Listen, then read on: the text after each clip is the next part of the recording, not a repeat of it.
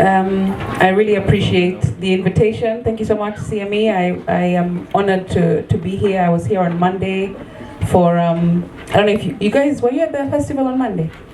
Pussy Power Festival? Anyone? It was just around the corner here in Madare, so I'm happy to be back and very, very, very honored to be addressing young, visionary women who want to move into leadership.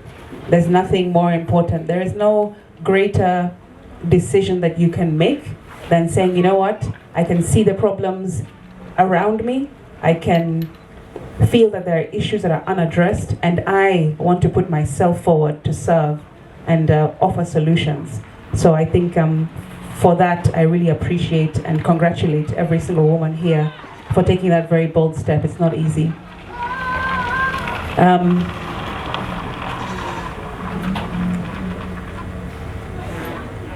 So, funnily enough, I didn't actually want to be here. I didn't have any expectation or wish to be here.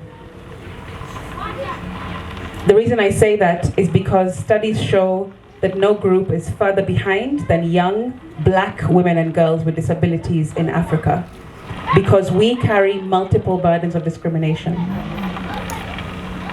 We are 4 times more likely to suffer GBV, 3 times more likely to lack healthcare. We're 3 more likely to be illiterate, 2 times less likely to be employed, and 2 times less likely to have access to the internet. We are disproportionately uneducated, unemployed, exploited, impoverished, and abused. And I did not want to be in those statistics. These are our odds. And that's why I didn't want to end up here. I never wished or thought that I would. I'm sure that some of you know that as a young teenager, my eyesight began to decline from a progressive eye condition called glaucoma, through which I acquired my disability later in life. I now live as a visually impaired person, but as you heard from Esther, the term is VIP, which also translates as visually impaired parliamentarian, now that I'm a parliamentarian. And my story is quite unique. I didn't actually look for politics. Politics found me. It looked for me.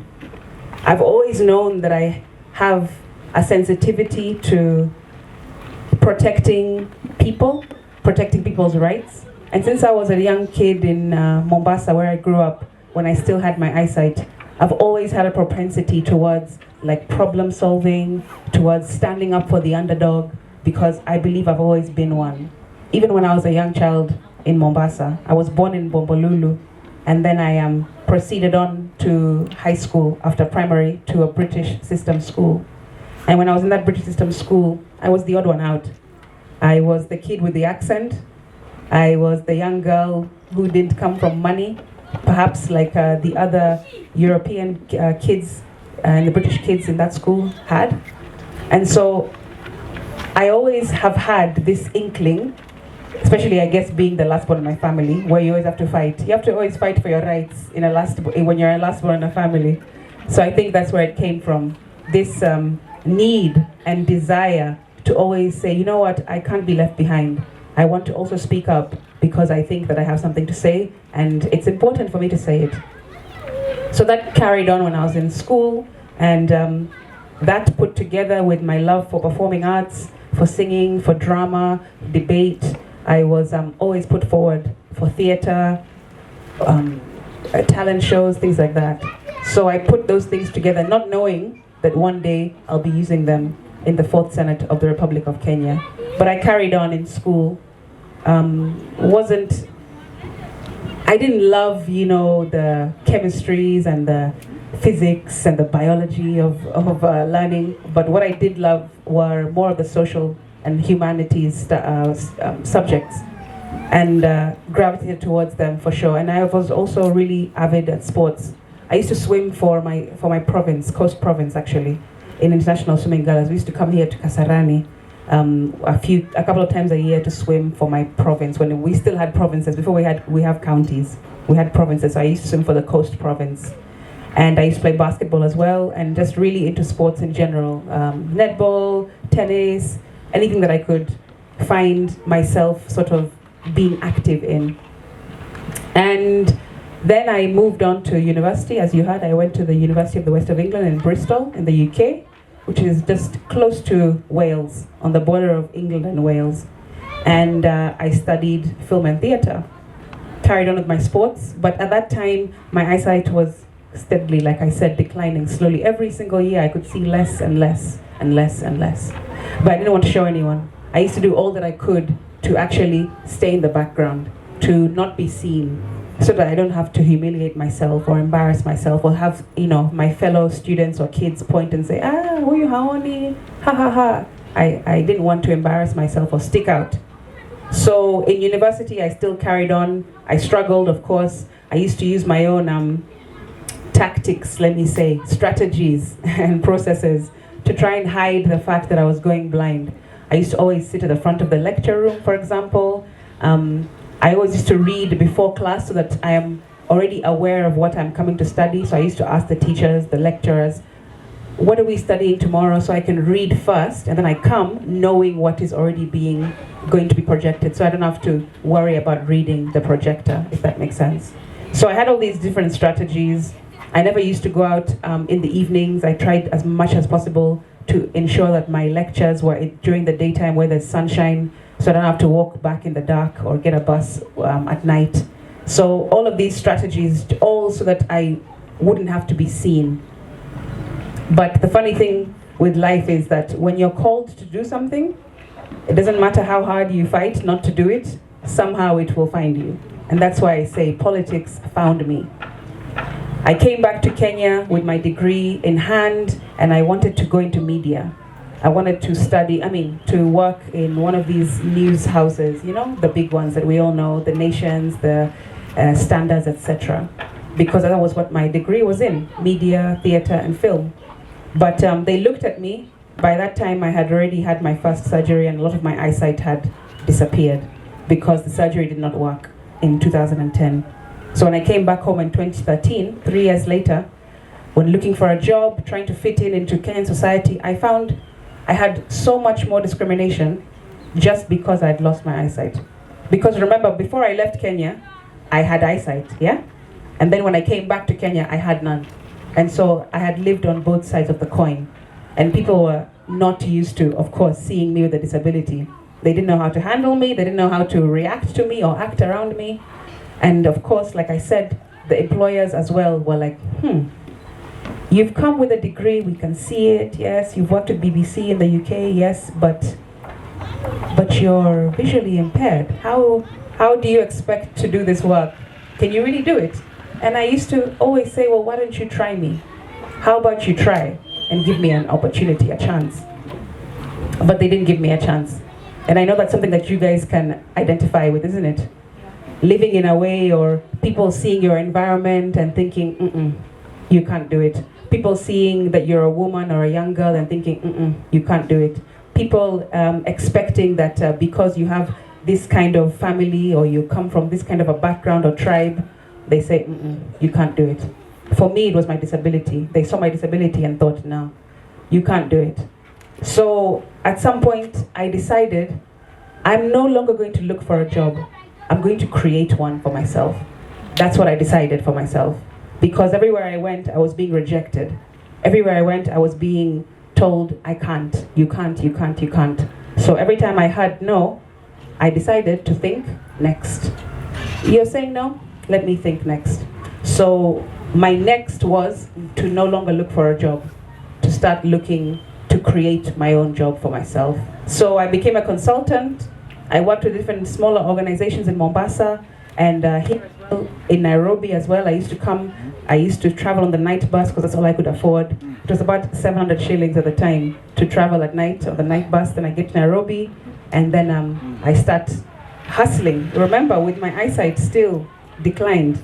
So I would struggle moving around from office to office in Nairobi, in CBD, Uko Industrial Area, Langata, town, looking for opportunities for myself.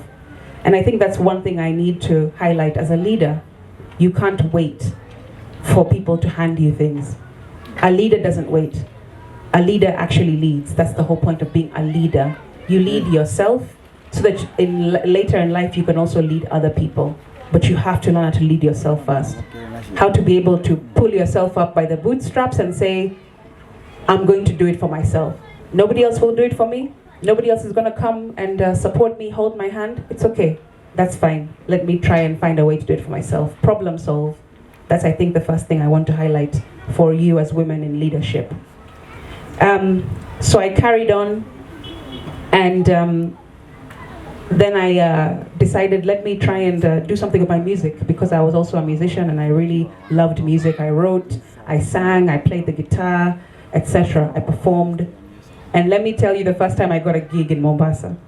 The first time I got a gig, it was a friend of a friend who knew that I was a singer from my church.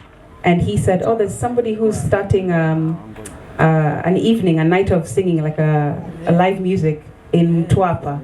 Why don't I give him your name so that he can see if you can sing some background vocals with him, because he was the main artist. He was looking for a background singer. So I met with him, we went to Bamburi. Those who know where Bamburi is, that was where we used to rehearse. So I used to rehearse. It was about 3 times a week for 3 or 4 weeks, about a month we rehearsed. I used to take myself there. My mom used to drop me when she could on her way to work, pick me up on her way back from work.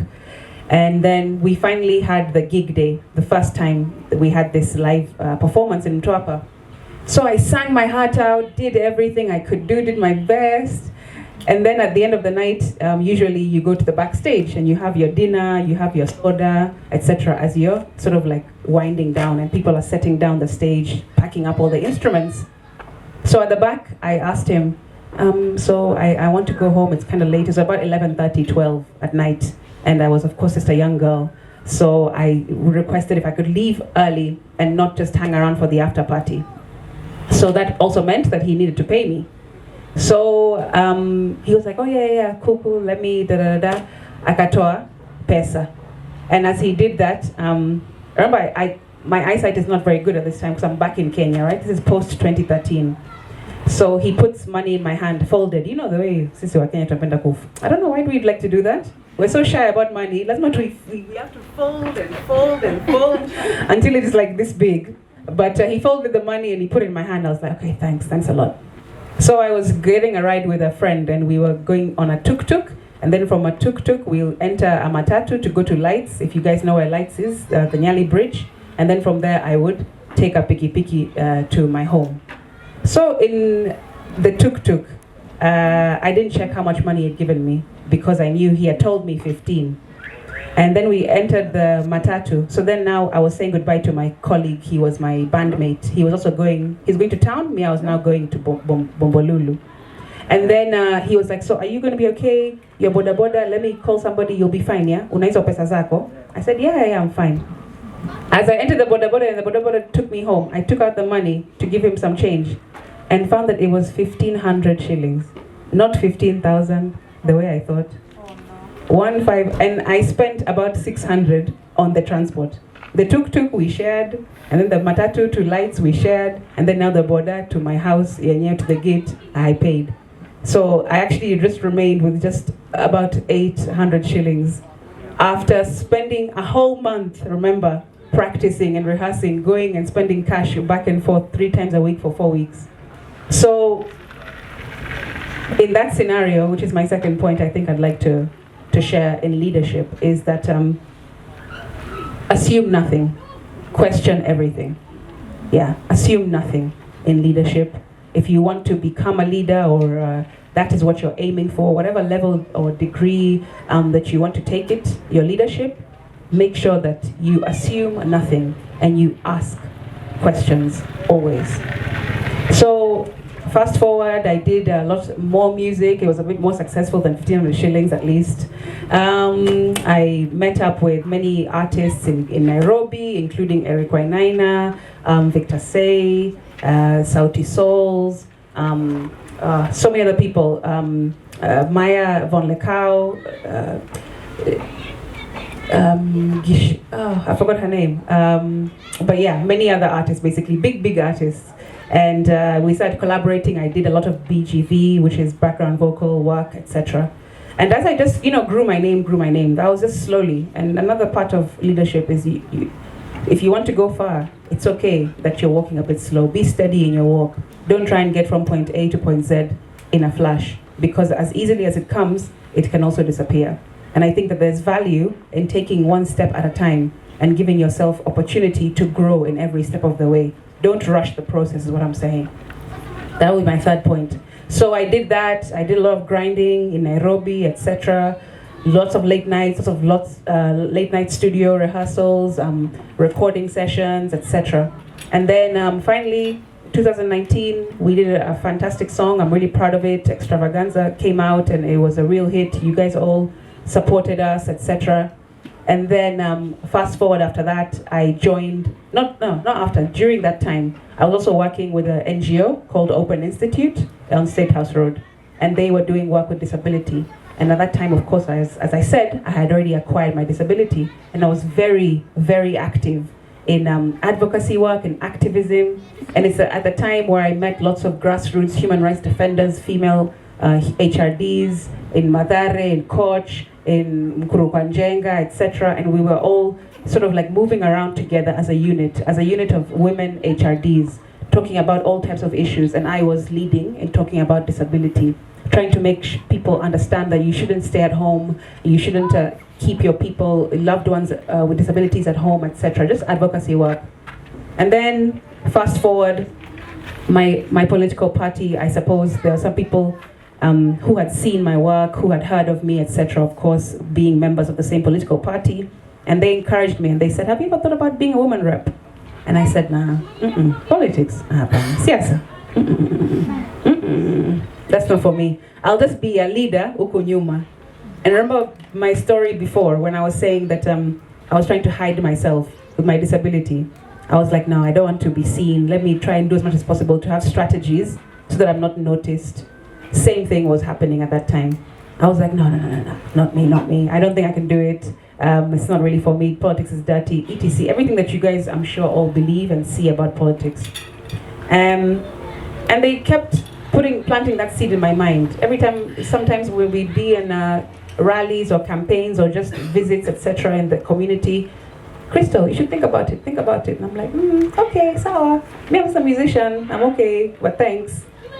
Finally, politics gave me no other choice. It landed at my door, and I was like, I can't ignore it. I remember telling my dad, do you think it's a good idea if it's 2022, we're about to go into nominate the elections, and there's an opportunity for me to put my name forward to see if my party will choose me to be a nominated senator.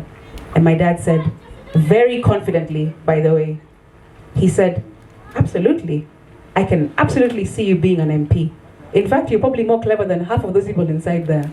That's what he said. And it's actually the confidence that I saw in my father that he gave me. His voice was so clear. It wasn't like, he didn't do anything. He just said, yes, absolutely, I can see you being a member of parliament. And the next thing I would say in leadership is you need to have people around you whose opinion you respect, who can speak life into you, who can edify you, even just through one sentence, one word. Because there'll be a lot of times in leadership where it's very lonely, where you doubt yourself, where you don't have the confidence that you thought that you had when you first came in. Something will happen to, sort of like make you stumble. And you need people around you who you respect, whose opinion you take seriously, who is not a yes man, by the way. You don't want yes men in your life. You want people who can say, you know what, you're acting up. I looked at my phone and there was a lady who sat next to me, an English girl from Manchester. She was she was guiding me. She was guiding me as my visual guide. And she was like, Crystal, why is your phone going crazy? So I opened my phone and I just see a slew of texts saying, congrats, oh my gosh, mweshimiwa, And I was like, huh? It has happened. Oh my goodness, I couldn't believe it. I remember if I could just imagine my face, it probably looked like I'd seen a ghost, because I was just like, oh my gosh, it's happened. And then people were sending me the article in the paper where my name was in the paper, officially gazetted, etc. And I couldn't believe it.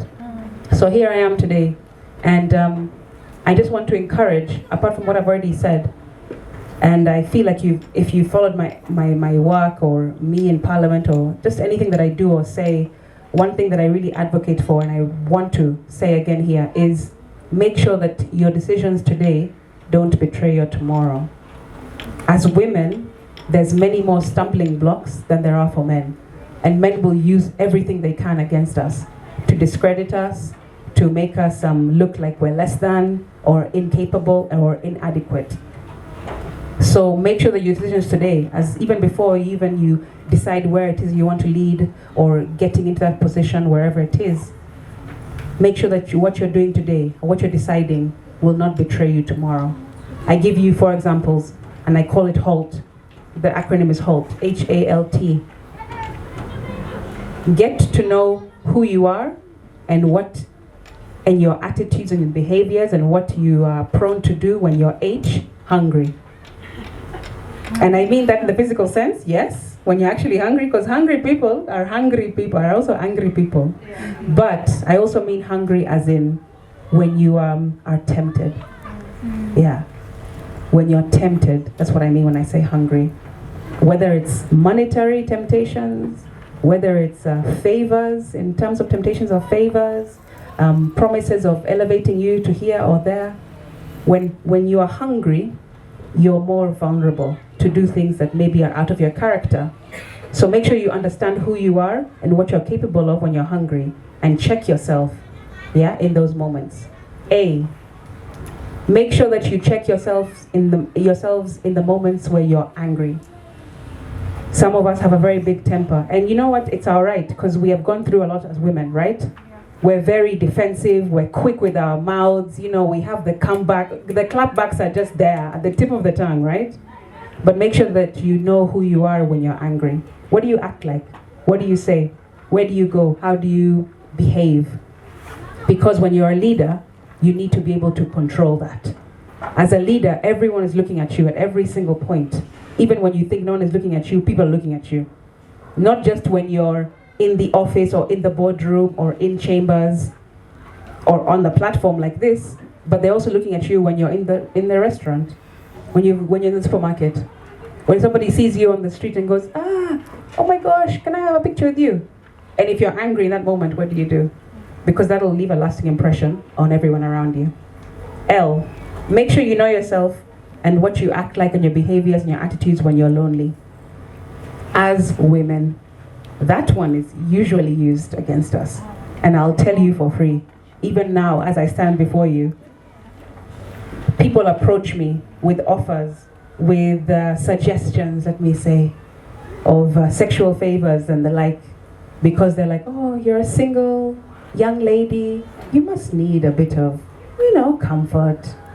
You must be lonely sometimes. And yes, sometimes I am lonely, because even in leadership, it is lonely at the top, absolutely.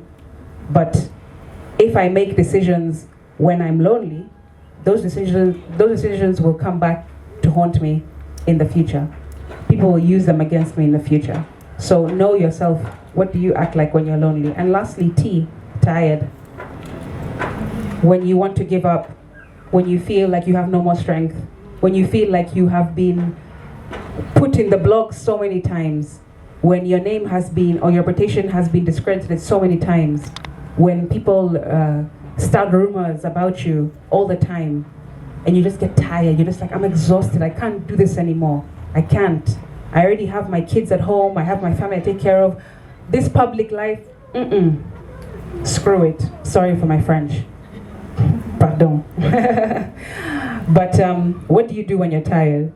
Do you give up? Or do you say, you know what, tomorrow morning is another day. Let me have a good night's rest.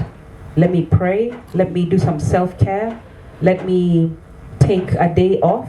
Whatever it is that you do to take care of yourself and your mental well-being, you need to understand that so that you can harness that in those moments of tiredness and exhaustion, because there'll be a lot.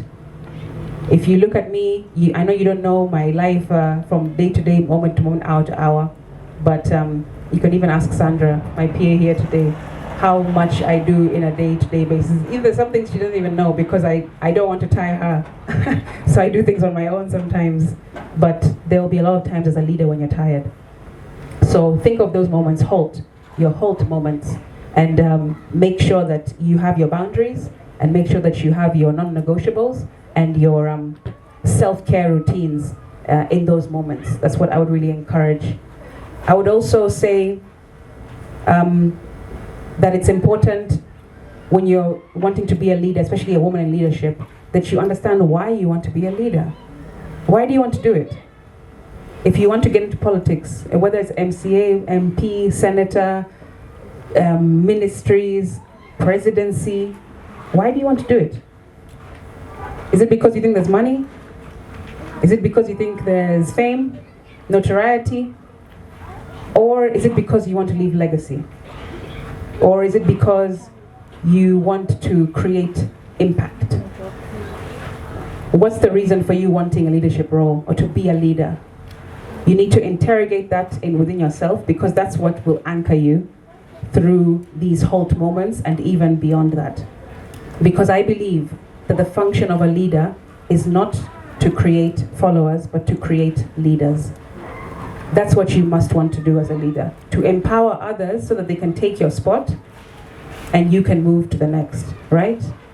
I don't want to be in this position forever. I want to create opportunity, do such a good job that people change the narrative about disability and say, you know what, there's a time that there was a Senator Crystal Asige in Kenya Parliament, and she did such a good work that we believe more now in young women with disabilities, that they can actually do the work. They can play the part and do it well. That's one of the reasons I agreed or I put myself forward for leadership, because I want to change the narrative of women and people with disabilities and youth in this country. Of course, there are several other things, including impact, including doing things or building things that will outlast me.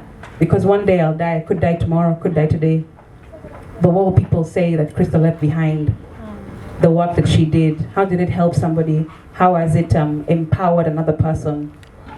That's sort of how I think about it. I think that you need to live the length and the breadth of life so that at the end of it, you can leave a lot behind for people who are coming behind you.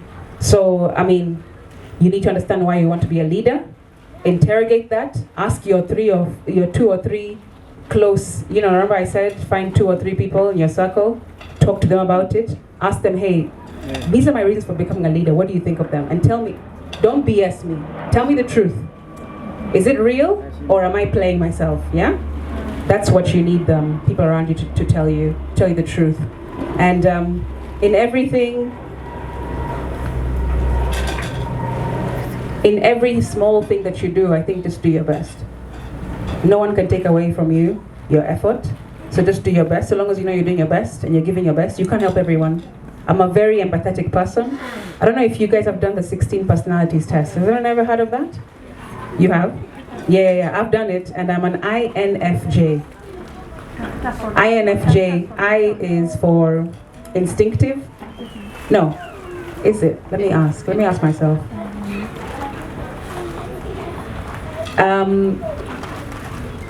Instinctive. Introvert, thank you. I was like, that's not right. Thank you for being one of the 30 people around me. Yes, tell me the truth. Don't let me get away with it. Instinctive, then N is, no. What did you just say? Introvert, I'm introvert actually, yes I am. It doesn't seem like it, because when I stand in Parliament and speak, I have to come out of that shell, because there's people around me who are much more experienced, people of higher age, stature, etc. in politics, but I have to pull myself out of my introversion. And then N is for intuition, that's what I forgot, yeah. N is for intuition, F is for feeling, and J is for judging. I'm a very feeling person. And sometimes it gets me into a lot of trouble because I put my feelings ahead of my intellect or, sort of my practicality. So you need to also understand the kind of person that you are, and that you can't take everything on board. Me as a feeling person, I'm very empathetic. I can't take every problem on because it turns out to be my own problem, right? And I carry too much on my back. So I also need to know when I can do something and admit when I cannot do something. So please also be able to do that as you move forward, as you interrogate yourself and carry on with your work as a scholar in leadership. And yeah, I think I've given you many of my my trade secrets. They're not really secrets, but this is what I use every day. And every day when I wake up, I just say, God, today give me wisdom. Today give me protection, because I can't do it on my own. Every morning I woke up saying those things. A prayer for myself, for my life, because this work is life-threatening as well, literally. The time when we were, as Gen Z, out in the streets, I had to leave home. I couldn't stay in my home at that time because I'd spoken out, and I'd spoken out quite strongly, and I didn't expect it to go viral, but it did. And that virality threatened my personal safety. So I was advised to leave home. So I wasn't staying at home for several weeks, and I was, in and out, making sure that I'm protecting my personal security. So make sure that you also understand that it's not, depending on the type of leadership that you're looking for, it will rub other people the wrong way, depending on how honest you are as a leader, how much of a servant leader you are, how much you speak truth to power. It will have a toll, or it will impact and affect your security. So think about those things as well. Look for tips on personal security. I'm sure there's many articles on how to protect yourself as an individual, whether it's how you use your phone, how you move around, your activities, etc. There's all that is online. So I want to stop there unless there are a couple of questions. I'm not sure about time, but maybe Esther can guide. And I really thank you for inviting me. Thank you for listening to me. And then whenever you need support from me or me to show up, if I can, I absolutely will. I thank you.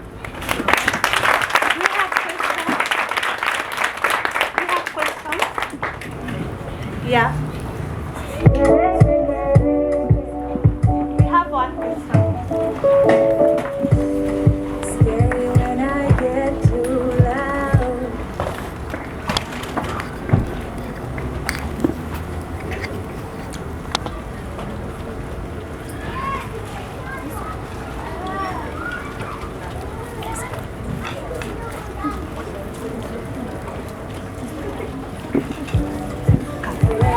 Good morning, everyone.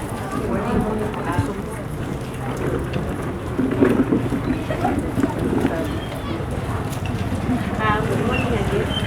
Hi, fine.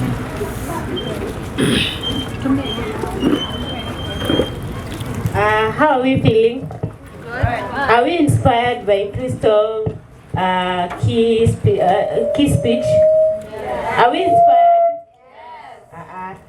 I'm motivated. And we are very motivated, Senator, and it's such a privilege to have you. Yeah, so I'm really inspired by your words and also with your remarks. Yeah, we are very grateful as CMETrust. So my question would be like, how do you balance the political space, being a woman with able differently, and also your personal life? So how do you balance and navigate all through this? Yeah. Thanks.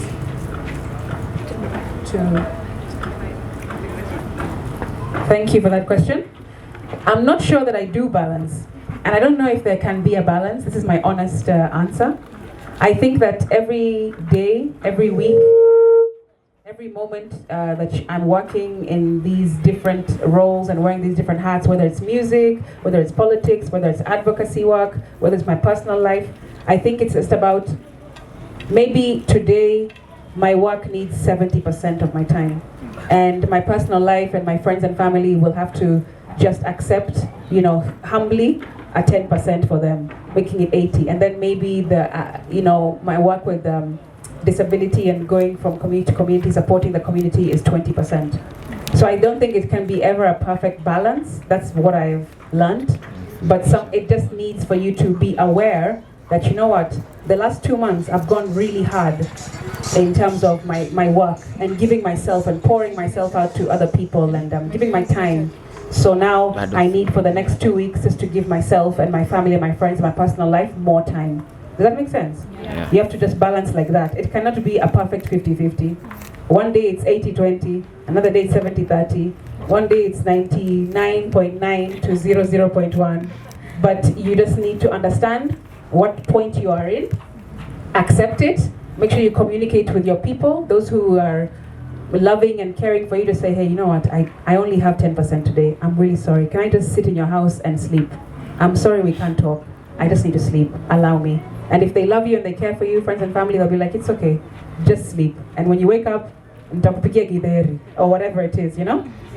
That's why you need people around you who will be supportive of you. So yeah, that's what I found. There's no perfect balance.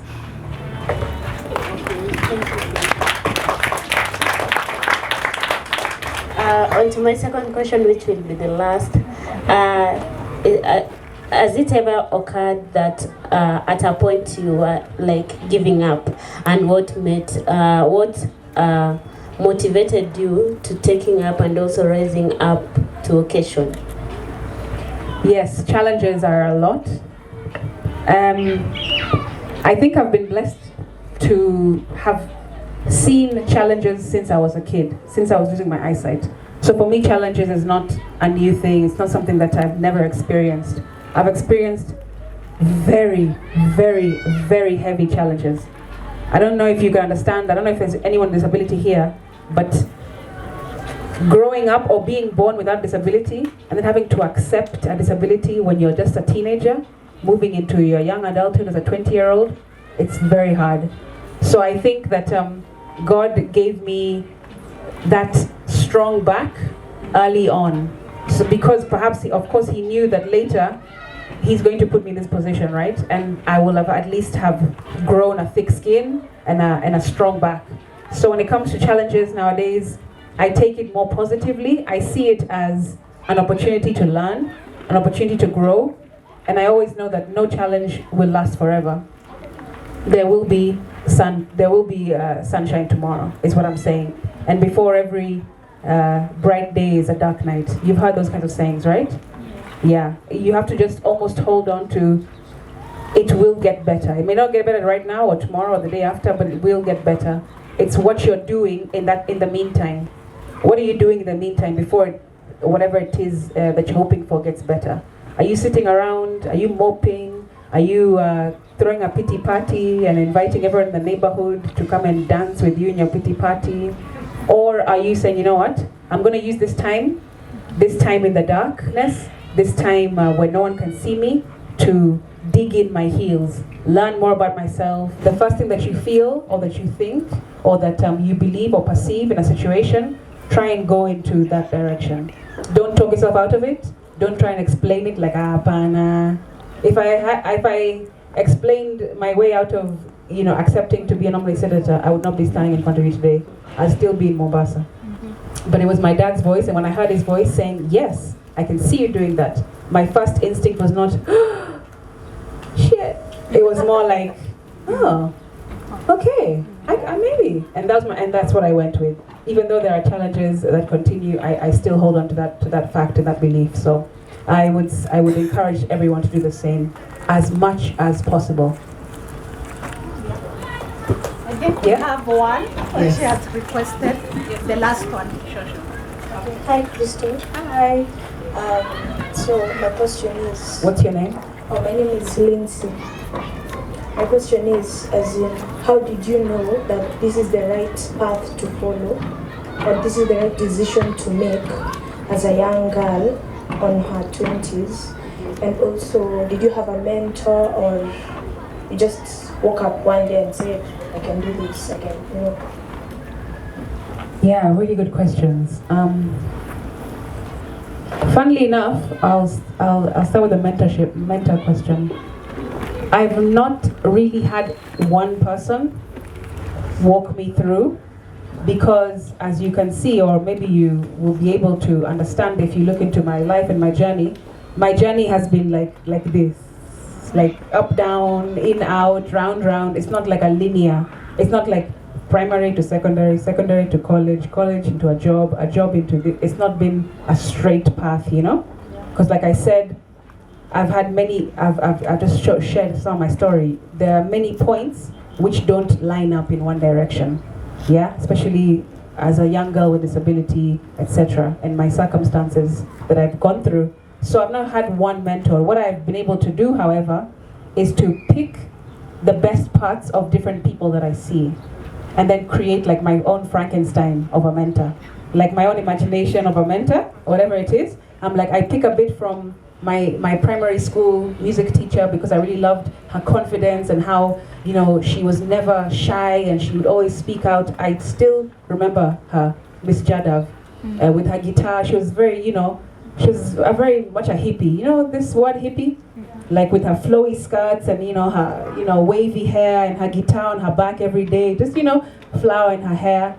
And that confidence, I remember it and I say, you know what, I want to take some of that from Miss Jadav from class 2. And then I look at somebody else and I say, I want to take that from that person.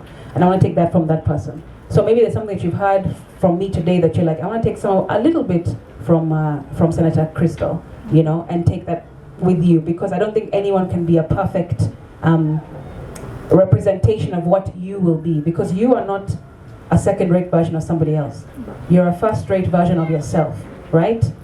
You cannot copy another person. It's more, I would suggest that you just pick and choose bits and pieces. That's how what I've done. And also the reason why I've not had a mentor is because I've never seen somebody like me. There's no blueprint. There's no one that I can say like, oh, you know, this person is just like me. It's a woman, she's young, she has a disability, she's lived abroad and she's come back now, she's been discriminated against, she's done music and then she was kicked out of the music group and then, you know, you understand? Yeah, there's no one who I can see as a blueprint. So I actually decided that I want to be the person that I never had. I want to be diverse, I want to be eclectic, I want to be the kind of leader that you haven't seen yet or you see a little bit of. I still want to be in Parliament in the morning and then in the evening come to Madare and perform at the Pussy Power Festival. You know what I'm saying? Yeah. I don't want just to be, you know, in my suit every day and, you know, never saying hello to people and sitting in my glass office on the 25th floor in Bunge Towers. I don't want to be like that. So I want to be the person that I never had, basically, that I never saw. And I would suggest that, you know, you consider that, unless, of course, you already have a mentor. And the first question that you asked was? Before the mentor one? The other question was, how do you know the right path or the right decision? Intuition. I follow intuition. I take it very seriously. I believe that God has given us all that gift, and it's not for nothing. You need to exercise it so it can become stronger, and you can trust in it more. And I usually say, or I heard this saying, and I remind myself of it, which is, when in doubt, don't. And I don't mean doubt. This is what I believe in. There's a difference between doubt and fear. Yeah, there's a difference. So when in fear, that's not what I'm saying. I'm saying when in doubt, when you know that, like for example, if you walk out here and there is a car speeding at you, of course you will doubt crossing the road, right? That's not something that you should be like, oh, let me think about it. It should be something that you know already. And so I usually say, when in doubt, don't do it. When you're in fear, you need to interrogate that thing, because usually wherever your fear is also lies an opportunity for you to grow. A lot of the time. If you're fearing something, ask questions about it, because it might be an opportunity for you to actually learn something if you step into that fear and do it anyway. But when in doubt, when you feel like you're unsafe, when you feel like you're in danger, when you feel like you're being compromised or you're being set up, especially in politics, somebody's offering you something but they're actually setting you up to fail, then don't do it. Thank you so much. Thank you.